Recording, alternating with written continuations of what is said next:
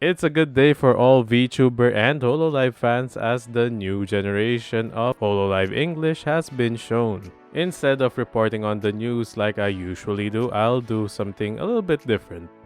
You've probably seen it in the title. I'll be analyzing the outfits of the new Hololive members. The first banner in the wide shot in the HololiveEN grand debut is none other than the Lady Nature herself, Mother Nature, Ceres Fauna. So let's start the analysis.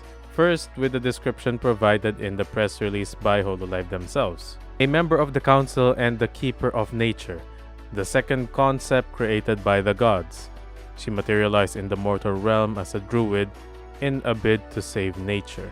She has kirin blood flowing in her veins and horns that are made out of branches of a certain tree. They are not deer antlers. Nature, by the council definition, refers to all organic matters on the planet except mankind. It is said long ago that her whispers, as an avatar of Mother Nature, have healing properties. Whether or not that is true, something those who have witnessed it can attest to that. While she is usually warm and slightly mischievous, any who anger her will bear the full brunt of nature's fury. So let's get the obvious bits out of the way first. Her name is Ceres Fauna. That's obvious enough that that's a reference to nature, having fauna and flora all over the place, that sort of thing.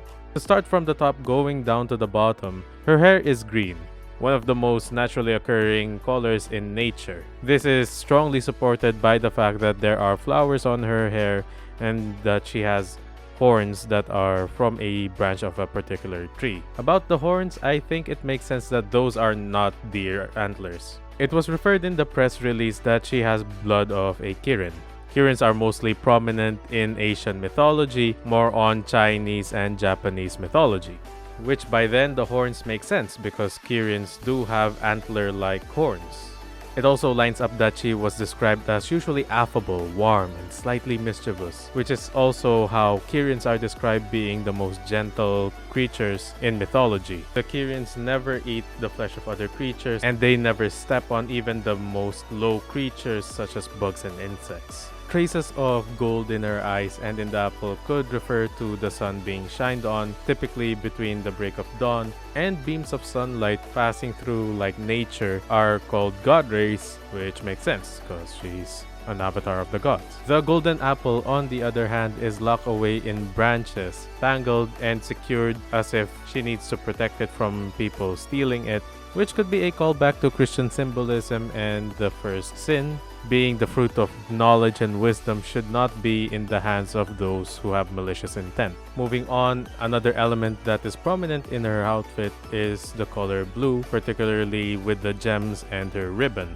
Of course, in nature you can't just have fauna and flora without having water. The gems and jewelry in her costume definitely looks like droplets of water that connects to her natural theme. And after that, the main component that's holding everything together is silk. Upon research, I found out that in katakana, Ceres could mean a lot of things. Though the most interesting one is that the word Ceres refers to silk producer. The ancient Roman Empire coined this term because they were actively importing silk from the Silk Road through the country Serica. Moving on to the lower part of her outfit, she has a big overcoat, which could be either a big flower with a lot of petals or a tail of a peacock, which could both represent beauty in nature.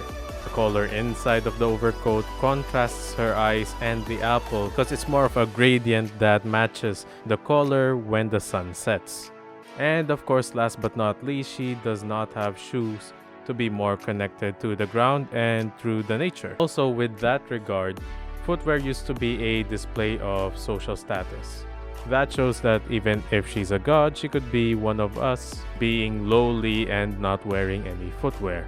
But of course, that's my take and analysis on her outfit. So yeah, I'm going to analyze the other girls from the Hololive Generation 2 Omen. But for now, that's all. Do you think I missed anything in this analysis? Let me know in the comments down below. Again, this has been On The Mark. Thanks for watching, and I'll see you on the next one.